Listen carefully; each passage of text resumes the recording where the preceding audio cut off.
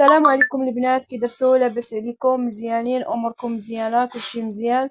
اليوم ان شاء الله فكرت انني ندير لكم واحد الكاطو اللي هو تيجي خفيف وبنين، كيجي بجميع لوغو اللي بغيتي ديرو، المذاق اللي بغيتي ديروه، يد الحامض يد الليمون. كيجي بالنسبه للمقادير ساهلين، وكيجي خفيف ولذيذ وبنين البنات، وكيجي غزال بالنسبه للوليدات الصغار يشربوه مع اتاي مع قهيوه.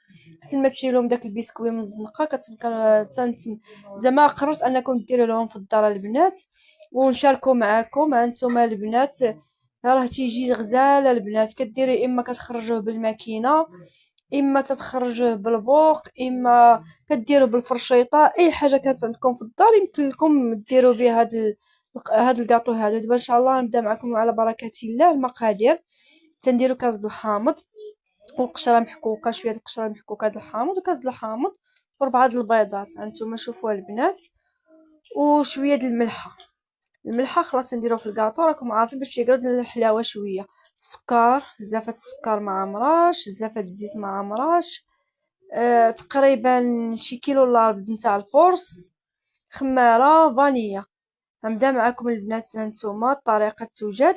غادي نديرو البيض ديالنا في هذا في العجانه، بعض البيضات ديالنا نديروها في العجانه البنات، كنزيدو عليها فانيليا. ها نتوما تبعوا معايا الطريقه، وتنتمنى انكم تجربوه، راه كيجي زوين واقتصادي.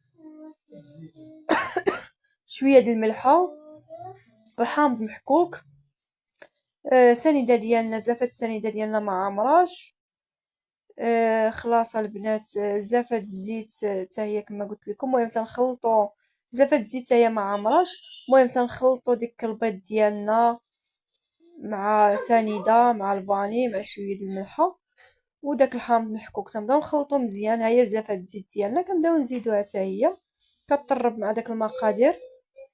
تنبقاو شويه بشويه بشويه بشويه تنخلطوا المقادير ديالنا مزيان حتى تتخلط.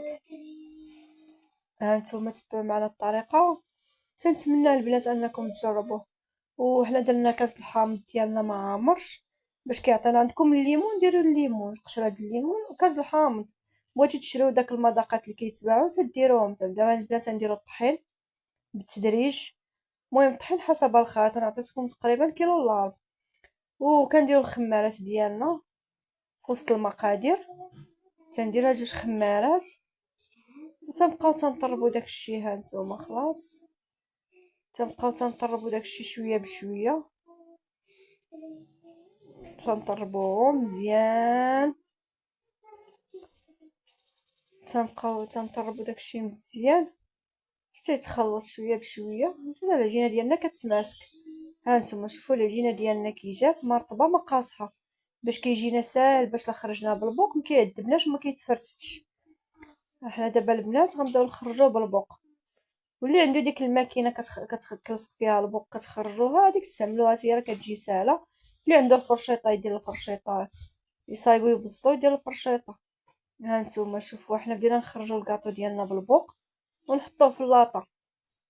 تنبقاو غاديين بهاد الطريقه هادي حتى تنعمروا اللاطه ديالنا، تنحشيوها في الفران. خلاص الفران البنات كنديروه تيسخن.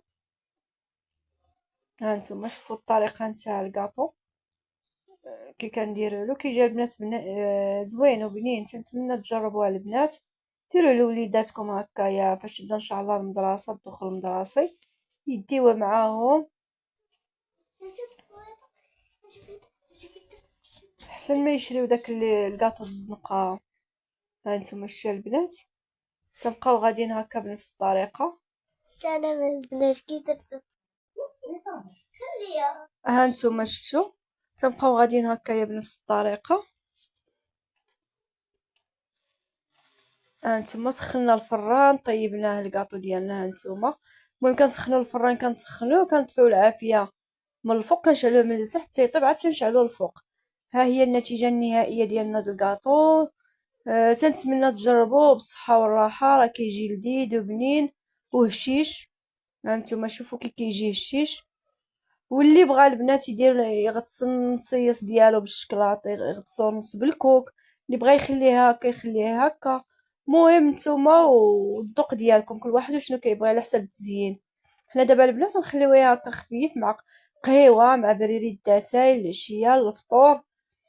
ها نتوما شتو البنات كيجي رائع، تنتمنى تجربوا وشكرا.